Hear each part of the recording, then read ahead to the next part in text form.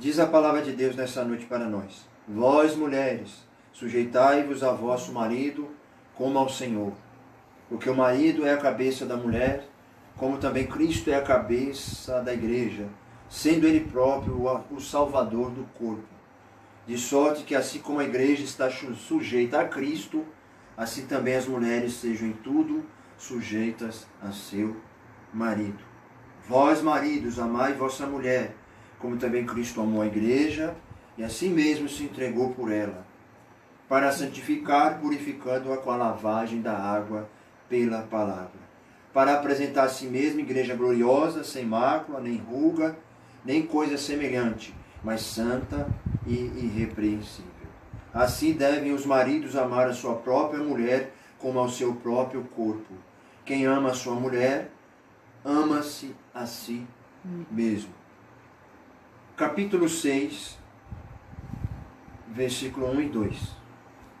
Mesmo livro de Efésios, capítulo 6, verso 1 e 2. Vós, filhos, sede obedientes a vossos pais no Senhor, porque isto é justo. Honra teu pai e a tua mãe, que é o primeiro mandamento com promessa, para que te vá bem e vivas muito tempo sobre a terra. Amém? Amém. Esses são os textos bíblicos, né? Dentro do que nós vamos meditar aqui nessa noite. Eu convido a você, nós meditarmos aqui nesse tema tão importante sobre família cristã, né? Como que deve ser a conduta do crente, do cristão, dentro do ambiente familiar. A gente vai ver aqui o comportamento e a conduta do cristão como pai dentro da família, como mãe, como mãe dentro da família, como filho dentro da família. O papel do pai, o papel da mãe, o papel dos filhos dentro do lar. Amém? A verdade prática: Deus estabeleceu o casamento monogâmico, heterossexual e indissolúvel. Isto é, a instituição da família para a glória do nome dele. Amém? Então Deus instituiu a família para a glória do seu nome. E a família, o casamento, né? O que origina a família é o casamento, né? A base da família é o casamento. E como é que são 3 princípios que Deus estabeleceu aí que sustenta e solidifica o casamento, né? Esses são princípios que Deus criou lá no começo, quando criou a família. Louvado seja Deus, né? E o casamento é monogâmico. O que significa isso, amados irmãos? Monogâmico significa que Deus criou um só homem para uma só mulher, né? Louvado seja Deus, né? O casamento é a união de um só homem com uma só mulher. Então é monogâmico. Segundo, o casamento é heterossexual. O que significa isso? Deus criou macho e fêmea, né? O macho unir-se à fêmea, louvado seja Deus. É a união de um homem com uma mulher. Então, o casamento heterossexual, louvado seja Deus. E o casamento, terceiro, o casamento é indissolúvel. Aquilo que Deus falou, né? O homem unir-se a sua mulher e os dois tornar-se-ão uma só carne. E, como disse o Senhor Jesus, aquilo que Deus uniu, não o separe o homem. Então o casamento é indissolúvel. Quando um homem e a mulher unem-se pelos laços matrimoniais do casamento, aleluias, só vai se findar quando um dos cônjuges morrer, né? Então esses são os princípios basilares que Deus estabeleceu lá quando criou o casamento. Louvado seja Deus. Esses princípios têm que ser mantidos. O segredo para que as coisas caminhem bem na sociedade, né, e dentro da família, é preservar esses valores que Deus estabeleceu quando criou os seres humanos e estabeleceu e instituiu o casamento. Infelizmente nós vivemos num tempo, e por conta da proliferação e da multiplicação do pecado na geração humana, os seres humanos têm procurado mudar aquilo que Deus estabeleceu lá quando criou o casamento. E tem distorcido esses valores, né? Mas quanto mais um homem distorce os valores que Deus estabeleceu quando instituiu o casamento, mais as coisas vão se tornando de mal a pior vai gerando um caos e uma desordem na sociedade. Então qual é o segredo para a sociedade caminhar bem? É o homem e a mulher voltar-se aos padrões sadios que Deus estabeleceu lá no começo, quando criou a humanidade e instituiu o casamento. O casamento é monogâmico, o casamento é heterossexual e o casamento é indissolúvel. Aleluia, Amém? glória a Deus. O que passar disso é pecado e só vai gerar destruição e estrago na sociedade e na vida do ser humano. Verdade. Amém? É a palavra de Deus, as escrituras sagradas. Vamos falar um pouquinho aqui nessa noite, então, a conduta do crente dentro da família. Primeiro, a conduta do crente como marido. Vamos falar aqui como deve ser o comportamento do cristão como marido dentro da família. O apóstolo Paulo, ele enaltece o matrimônio, ou seja, ele exalta o matrimônio, o apóstolo Paulo. E o eleva ao mais alto patamar ao comparar o marido a Cristo e a esposa à igreja. Né? Paulo ele enalteceu o matrimônio de uma tal forma que ele comparou o marido a Jesus, a Cristo. E comparou a mulher, a esposa, à igreja. Então você veja o alto nível de importância do casamento. Né? Diferente do que a sociedade que nós vivemos, a secular, mundana, tem ridicularizado e menosprezado o casamento. Mas o casamento, biblicamente, é algo maravilhoso que Deus criou e instituiu. Né? E vemos que Paulo ele pega até como ilustração para representar Cristo e a igreja, o relacionamento de Cristo com a igreja. O papel do marido como líder da família. Como deve ser o papel do marido como líder da família? Na Bíblia, a ordem de autoridade é a seguinte. Veja o que a Bíblia ensina para a gente. Né? A Bíblia é a palavra de Deus. Amém? É a revelação de Deus para a humanidade. E se o ser humano quer ser bem sucedido na sua caminhada, é preciso seguir as orientações de Deus na sua palavra, que é a Bíblia Sagrada. Veja como é aqui o conceito de ordem de autoridade na Bíblia. Deus é a cabeça de Cristo e Cristo é a cabeça do homem. E o homem é a cabeça da mulher. 1 Coríntios capítulo 11 e versículo 3. Dentro do lar, a relação é explicada na frase: o marido é a cabeça da mulher, como também Cristo é a cabeça da igreja. Efésios 5, 23. O marido deve liderar a sua casa do mesmo modo como Cristo lidera a igreja, visando o seu absoluto bem-estar. Né? Verso 29, veja lá. Porque nunca ninguém aborreceu a sua própria carne, antes a alimenta e sustenta, como também o Senhor a igreja. Paulo fazendo a comparação aqui, que uma pessoa, ela não vai fazer o mal ao seu próprio corpo, vai? Não. Né? Uma pessoa em sã consciência, qual o objetivo dela, o que ela deseja? Ela deseja o melhor para o seu corpo e vai procurar fazer aquilo que beneficia o seu corpo. Ele tem amor ao seu corpo, respeito ao seu corpo, e se ele tem amor e respeito, ele vai fazer mal ao seu corpo? Ele vai prejudicar o seu corpo, danificar o seu corpo? Não. Aí Paulo ele pega essa ilustração para fazer o quê? Que se o homem é a cabeça da esposa, o que tem que fazer?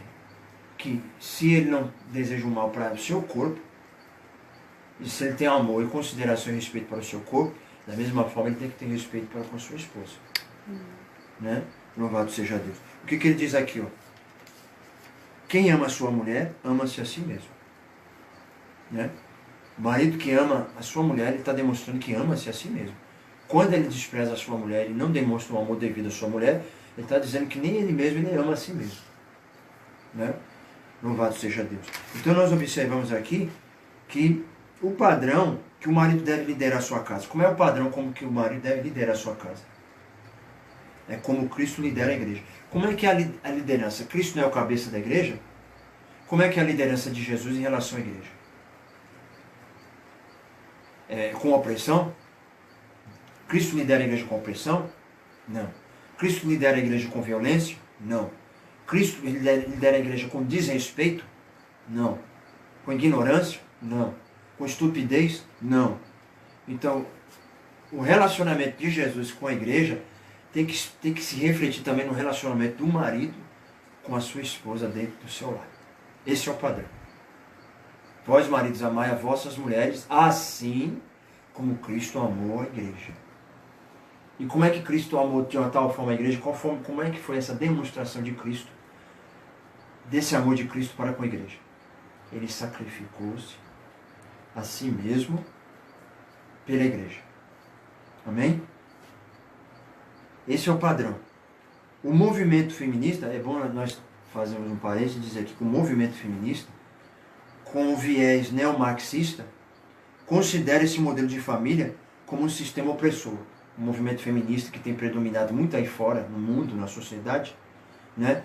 Aquele movimento feminista que procura buscar os direitos das mulheres, né? Lutar pelos direitos das mulheres, né? Não que isso seja errado, né? Tem o seu valor, louvado seja Deus, mas precisamos tomar cuidado porque o movimento feminista tem seguido alguns tipos de caminhos que tem distorcido aí o verdadeiro objetivo que eles precisam alcançar para o bem-estar da mulher, né? Então o que o movimento feminista ensina? Eles dizem que o modelo de família ensinado nas escrituras sagradas, na Bíblia Sagrada, o modelo de família patriarcal que Deus estabeleceu lá no princípio quando criou a família, o movimento feminista diz que é um sistema opressor do homem. É um sistema do homem que para oprimir a mulher. É isso que o movimento feminista ensina, né? É um sistema opressor do homem contra a mulher. Mas a gente sabe que pela Bíblia, pelas Escrituras, isso é totalmente ao contrário. É falacioso, é enganoso, né? Ao contrário desse falacioso discurso, o que é falacioso? Enganoso discurso. Nas Escrituras, o modelo cristão está fundado no amor e no respeito mútuo. Amém, irmãos? Eles dizem que o sistema patriarcal, o modelo de família patriarcal, que é o homem que lidera, que é o cabeça da família, ele oprime a mulher. Mas a Bíblia nos diz que não é assim. A Bíblia diz que o modelo de família patriarcal está fundamentado no amor e no respeito um para com o outro. É isso que a Bíblia mostra. O modelo de família patriarcal. E não é essa mentira que o movimento feminista está falando aí. Que o modelo de família, que o homem é o cabeça, ele oprime a mulher, né? Isso pode até acontecer quando o homem está longe de Deus, está mergulhado no pecado. Aí acontece isso, como a gente tem visto aí as famílias sendo arruinadas, porque muitas vezes um homem está longe de Deus, a mulher está longe de Deus, está escravizado no pecado, e qual vai ser o resultado? Né? Vai ser opressão, vai ser violência, né? Porque ali não vai predominar amor, louvado seja Deus. Mas quando esse homem, essa mulher, tem uma vida centralizada em Jesus, centralizada em Cristo, ali vai ter que predominar o amor e o respeito. E quando predomina o amor e o respeito, existe harmonia dentro da família. Existe harmonia. Amém, amados? O amor como elemento primordial. O que é isso? O amor é fundamental para o bom funcionamento de um relacionamento. Em todas as áreas da sociedade, o amor é fundamental. Além de liderar, o marido deve também amar a sua esposa, assim como Cristo amou a igreja. Ele tem a responsabilidade, o marido, de liderar a família, mas também de amar a sua esposa, né? Envolve a prática de sacrifício. Olha, envolve sacrifício. O que é sacrifício? Dar-se a si mesmo em favor da pessoa. Não foi isso que Jesus fez? Vamos ver lá. Efésios 5, 25. Veja o que diz lá. Vós, maridos, amai vossa mulher, como também Cristo amou a igreja e a si mesmo se entregou por ela. Olha aí. Padrão do amor, do verdadeiro amor. Sacrifício. Entregou-se por amor a ela. Cristo se entregou por amor à igreja. Assim também o marido deve ser com a esposa. O amor de Cristo para com a igreja foi altruísta e incondicional. O que é isso, incondicional? Deus exigia alguma coisa em troca? de mim, de você, para que ele morresse lá na cruz? Não. Ele morreu incondicionalmente por mim e por você lá na cruz. Sem sequer eu e você merecermos. E muitas vezes nem correspondemos com amor, mas ele morreu a si mesmo por nós, assumiu o lugar por nós. Esse é o amor verdadeiro. Amor sacrificial, incondicional. A igreja foi atraída por Cristo por meio do amor, e não por ameaças ou imposição autoritária. Como é que Jesus conseguiu atrair a igreja? Ele atraiu a igreja através do amor, entregando-se lá na cruz por amor à igreja. Como é que o marido vai conquistar o amor da esposa? Vai conseguir atrair a esposa através do amor, entregando-se a si mesmo, dedicando-se a si mesmo. Louvado seja o nome santo do Senhor. Amém? Amém. Não é com autoritarismo, não é com opressão, não é, com ignorância, com grosseria, com estupidez. Amém? Louvado Amém. seja Deus. O cuidado do marido com a esposa. Como é que deve ser o cuidado do marido com a esposa? Vamos ver. Isso é importante, né, irmãos? Né? A Bíblia, ela dá a orientação necessária para o bom funcionamento das instituições. Né? O homem está querendo mudar, inventar as coisas, aí o que ele tem feito? Em vez de melhorar as coisas, tem destruído cada vez mais as famílias. Por quê? Está querendo mudar aquilo que Deus estabeleceu lá no começo. E nós não temos que mudar, não. É procurar conservar. Conservar o modelo e o padrão. Para as coisas começarem a caminhar, a se desenvolver. Dentro da sociedade que a gente está vivendo. Amém? O cuidado do marido com a esposa. Quem ama a sua mulher, ama-se a si mesmo. Efésios 5, versículo 28, parte B. Toda pessoa mentalmente saudável, veja aí, toda pessoa mentalmente saudável cuida do próprio corpo. Acabei de falar aqui. Uma pessoa que tem uma mente saudável, ela procura cuidar do seu corpo, zelar pelo seu corpo. O que significa que o marido deve dar atenção à sua mulher do mesmo modo que atenta para consigo mesmo. Tem que dar atenção à sua mulher, assim como ele dá atenção e cuidar do seu próprio corpo. Essa demonstração de amor deve ser sincera, tanto em público quanto em particular. Ou seja, o marido tem que demonstrar esse amor de uma forma sincera e publicamente, né? Diante das pessoas, como também em particular, né? O marido tem que demonstrar esse amor em particular quando ele está a sós com a sua esposa dentro de casa, e tem que demonstrar esse amor, esse respeito e consideração publicamente quando ele estiver lá fora, rodeado por um monte de pessoas. O marido também tem que demonstrar esse amor, essa consideração, esse respeito para com a sua esposa diante das pessoas. Amém? Amém, maridos? Você que está escutando, ouça aí o que o Deus está falando aqui, dando uma receita para você ter um bom viver aí dentro da sua família. Um bom viver no seu relacionamento conjugal. Louvado seja Deus. Amém? De modo permanente enquanto ambos viverem. Veja aí. A demonstração desse amor. Né? Então, nós estudamos aqui o princípio para o marido. Agora vamos ver a parte 2. A conduta do crente como esposa. A conduta do crente agora como esposa. Né? Nós vemos as orientações para os maridos, vamos ver agora as orientações para as esposas. Glória. Né? É bom, lembrando aqui, meus amados irmãos, que nós temos que frisar aqui que aos olhos de Deus todos são iguais. Deus não faz acepção de pessoas. Mas quando Deus estabeleceu essa hierarquia, por que Deus estabeleceu a hierarquia? Quando Ele estabeleceu a hierarquia, não é para que destacar pessoas como superiores e inferiores, não. A intenção da hierarquia é uma questão funcional. Né? Por que existem hierarquias em várias instituições aí na sociedade? É uma questão funcional. Não é porque para mostrar que aquela pessoa é superior que a outra e a outra é inferior, não. O propósito de hierarquia não é isso, não. O propósito de hierarquia é funcional. Né?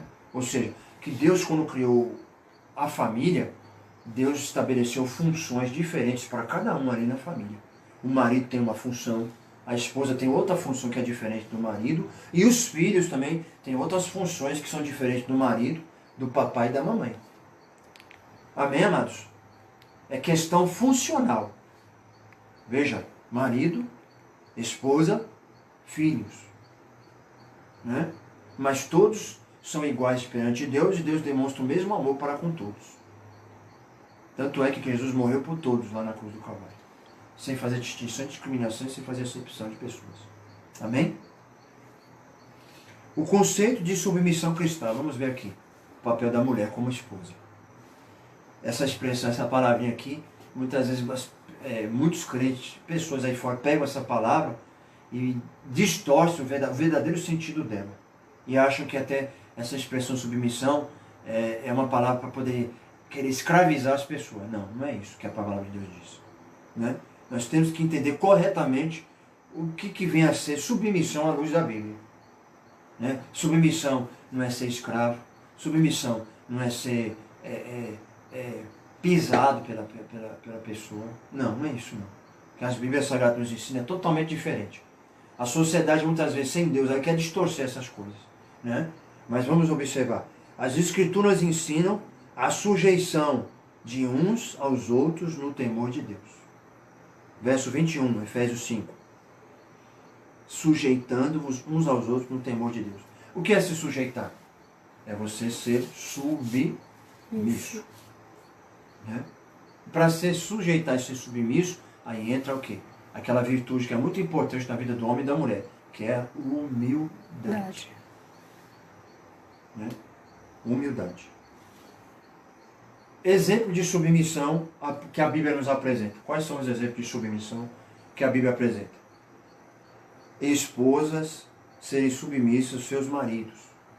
Efésios 5, 22. Os filhos serem submissos aos pais. Efésios capítulo 6, versículo 1, que nós lemos nessa noite. Terceiro, os servos serem submissos aos seus senhores. Efésios 6, verso 5. O que é isso? Os empregados serem submissos aos seus patrões. Amém? Então veja aí a submissão. Para as coisas caminhar e funcionar bem dentro das instituições, precisa ter submissão. Precisa ser sujeito. Você veja que a Bíblia nos deu 3 exemplos. Submissão dentro do casamento, um relacionamento matrimonial. Submissão dentro do relacionamento na igreja. Né? Submissão entre os pais e os filhos. Submissão dentro do ambiente trabalhista, dentro das empresas. Porque se não houver submissão, vira uma bagunça, vira uma desordem dentro das empresas. A submissão entre os empregados com seus patrões. Né? Dentro do colégio, os alunos têm que ser submissos a quem? Sujeito a quem? Aos professores. Embora a gente está vendo que essa inversão, está ocorrendo umas inversões de valores aí fora na nossa sociedade, terrível, né, irmão? Que parece que está sendo o contrário, né? Os professores que estão ficando submissos aos alunos, né? Em vez dos alunos serem submissos ao professor, é o professor que está submisso ao aluno. Porque nós vivemos um tempo tão difícil, irmão, que se o professor for dizer alguma coisa, né, exercer a sua autoridade, o papel dele, está sujeito a ele ser maltratado, até espancado lá pelos alunos. Né?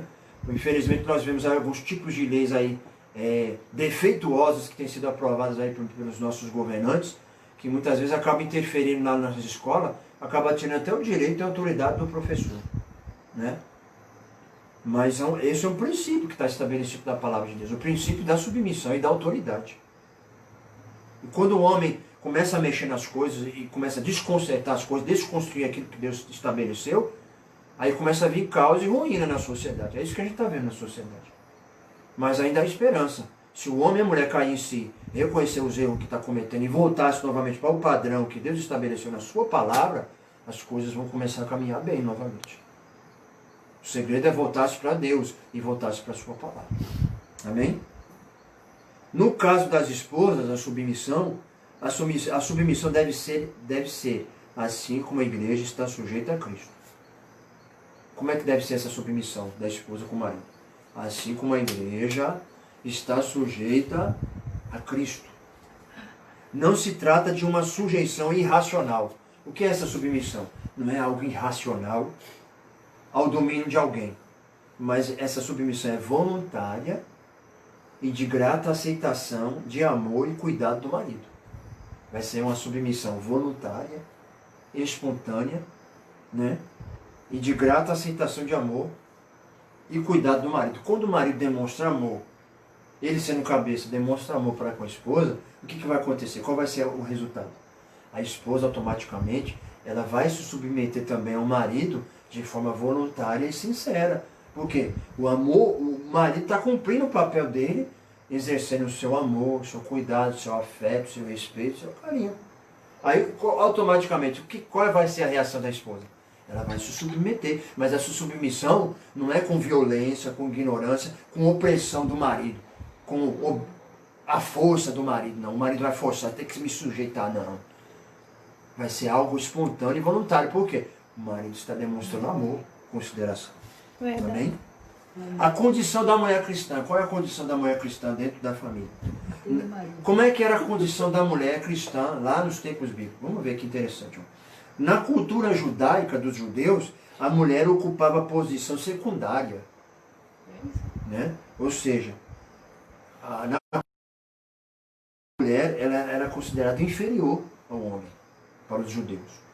Ela era parte da propriedade do homem. Para os judeus, a mulher era considerada uma propriedade do homem. Era pisada mesmo. Né? Na cultura. Né? Mas por que isso, irmão? Porque decorrente do quê? Do afastamento das pessoas de Deus, né? E proliferar no pecado, mergulhar no pecado, aí veio atingir também, danificar as instituições, inclusive também a família, o casamento. Mas na cultura judaica, a mulher ela é considerada a propriedade do homem. Na sociedade grega, como que a sociedade grega via as mulheres? Na sociedade grega, as mulheres eram tratadas como inferiores e as esposas eram escravizadas. Na sociedade grega. Né? Inclusive até na romana também. Né? As mulheres eram vistas inferiores, como objeto, e como escravas, as esposas.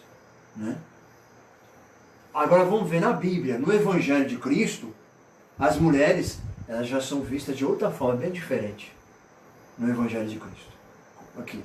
As mulheres, elas alcançaram uma posição de dignidade social aos homens. Alcançou uma posição de dignidade igual aos homens. Jesus veio, começou seu ministério, e ele foi quebrando esses protocolos. Ele veio ensinando a mensagem do Evangelho, que veio mudando esse cenário, quebrando esse protocolo. Aí Jesus foi trazendo a mulher e colocou ela numa posição de dignidade igual, colocou ela numa posição de dignidade igual a um homem. Assim como o homem tem dignidade, a mulher também tem dignidade também. Aí Jesus veio trabalhando nessa área e combatendo isso. Essa diferença, essa decepção de pessoas, esse preconceito. Gálatas 3:28 diz o quê? Veja o que a mensagem do Evangelho diz em relação a isso. Gálatas 3 e versículo 28. Veja que interessante. Louvado e agradecido seja o nome santo do Senhor. Nisto não há judeu nem grego, não há servo nem livre, não há macho nem fêmea, porque todos vós sois um em Cristo Jesus. Amém? O princípio da dignidade é tanto igual para o homem como para a mulher. Então o Evangelho de Cristo ensina isso. Né? Louvado seja Deus. Cristo quebrou o paradigma da época e se opôs ao preconceito e à discriminação às mulheres. Um exemplo bem básico para isso, quem não lembra daquele episódio que Jesus encontrou-se com a mulher samaritana. Está lá em João, Evangelho de João, capítulo 4. Você vai ver isso, que Jesus chegou lá e quebrou os paradigmas, os protocolos da época e se opôs ao preconceito e à discriminação das mulheres. Porque ele chegou ali, teve um encontro com aquela mulher, uma mulher que era discriminada, desprezada pela sociedade da época, mas Jesus operou um milagre na vida daquela mulher. Verdade. Amém? Louvado seja Deus. Prosseguindo. A reverência devida ao marido. Como é que deve ser a reverência devida ao marido? O amor do marido para com a esposa deve ser altruísta. Né? Ou seja, amar, demonstrar amor pelo próximo. Esse amor altruísta que o marido demonstra para a esposa, capacita a esposa a ser recíproca ao marido. O que é isso, recíproca? Se o marido ama, demonstra esse amor sincero com a esposa também vai do quê? Vai corresponder da mesma forma com o marido. Vice-versa.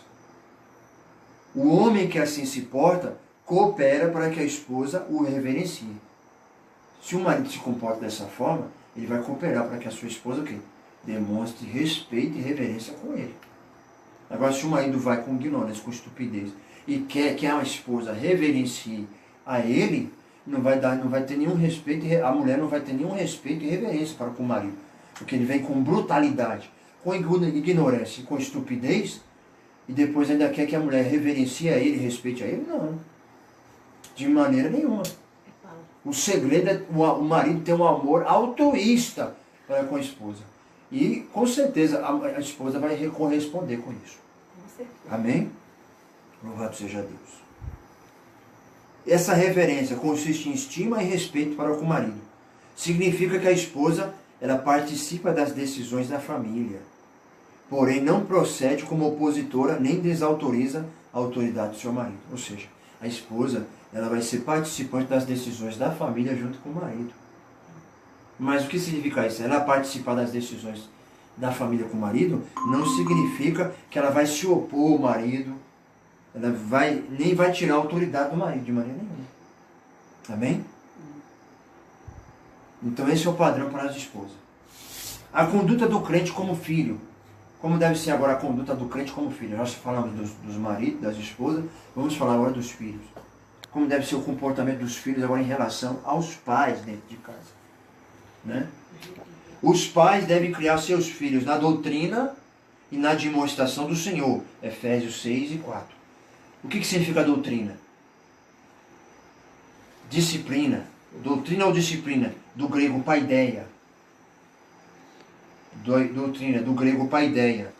Significa orientação ou treinamento para o desenvolvimento do caráter e pronta obediência das normas. É isso que significa a expressão doutrina, no grego. Ou seja, orientação ou treinamento para o desenvolvimento do caráter. Ou seja, quando o pai e a mãe doutrina seus filhos, disciplina seus filhos, ele está treinando os seus filhos para desenvolver o caráter deles e aprender a obedecer normas. Amém? Admoestação. O que é admoestação? Do grego noutésia. Grego noutésia. Admoestar. O que é isso?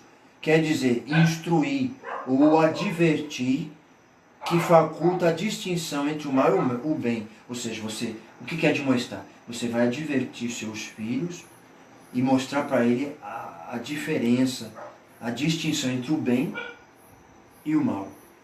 O justo e o injusto. O certo e o errado. Isso é admoestar, advertir seus filhos. Né? Cabe aos pais estabelecer parâmetros de conduta para os filhos e reagir contra a desobediência dos filhos.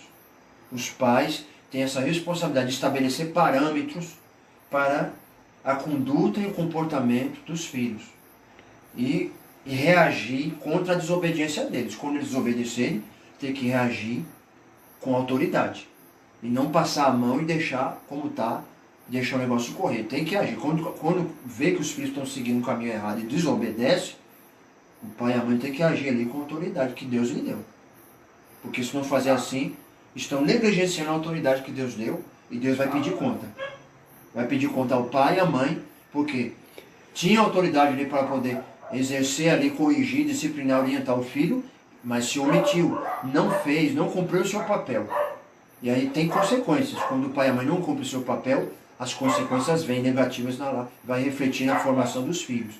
Né? Mas Deus naquele dia vai pedir contas, por causa da negligência do pai e da mãe e não cumprir o seu papel como educadores dentro de casa, na criação dos filhos. Amém, amados?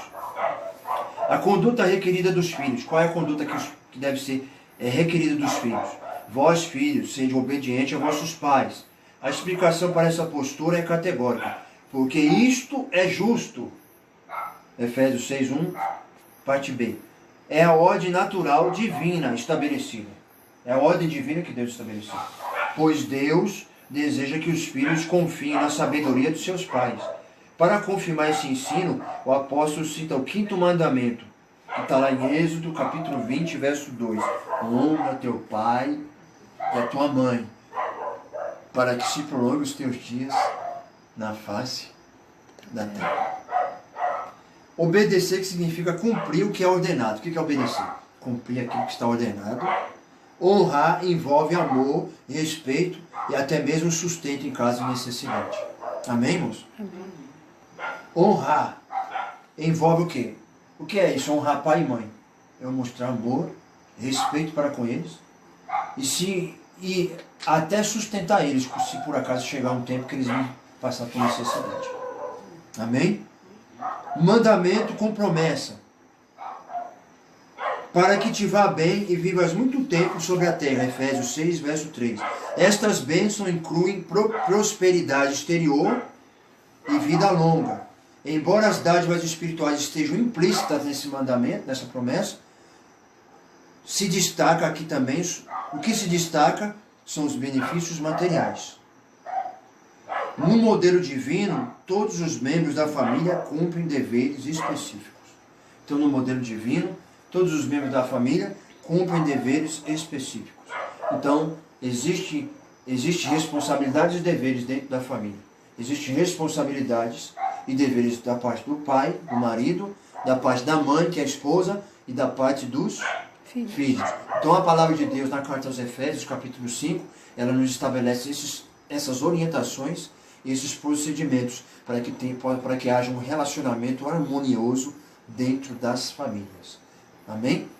Esse foi a meditação da palavra de Deus nessa noite, dentro desse assunto. Que Deus abençoe os amados irmãos, que você tenha sido edificado e alimentado, esclarecido através do ensinamento da palavra de Deus nessa noite. Amém? Amém. Estamos finalizando e eu convido a você a estar orando conjunto conosco aqui, para a gente estar agradecendo a Deus por mais esse trabalho. Amém?